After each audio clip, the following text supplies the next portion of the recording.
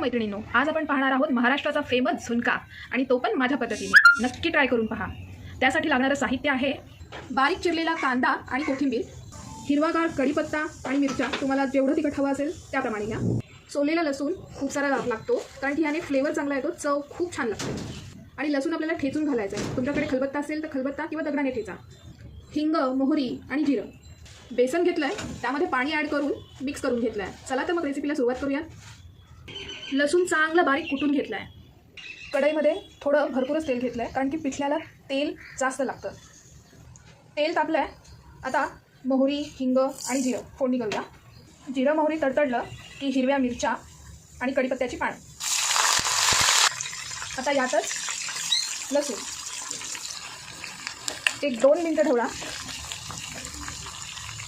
खरपूस भाजून झालं आहे, आता याच्यामध्ये चॉप केलेला कांदा आणि कोथिंबीर ॲड करू,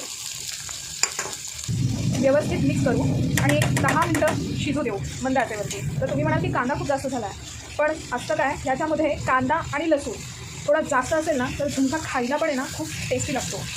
तुम्ही ह्या पद्धतीने नक्की करून बघा, तुम्हाला फरक कळेल। व्यवस्थित शिजला आहे, आता घालू हळद। हळद घालून झाली आहे, आता बेसन घालून व्यवस्थित ढवळा, पण त्याआधी मीठ घालूयात। जास्त गुठळ्या होऊ न देता आता कंटिन्युअसली हलवत राहा। 1-2 मिनटं तरी तुम्हाला थोडंसं एफर्ट द्यावं लागतं। होतं आहे, तुम्हाला कंटिन्युअसली हलवत राहायचं आहे, नाही तर तळाला लागेल। तर झाकण ठेवून एक 5 ते 7 मिनटं वाफ काढूया, म्हणजे आपलं पिठलं तयार होईल। गरमागरम झुणका असा सुगंध दरवळतोय ना सगळीकडे, काय सांगू तुम्हाला, किती मस्त झालं बघा।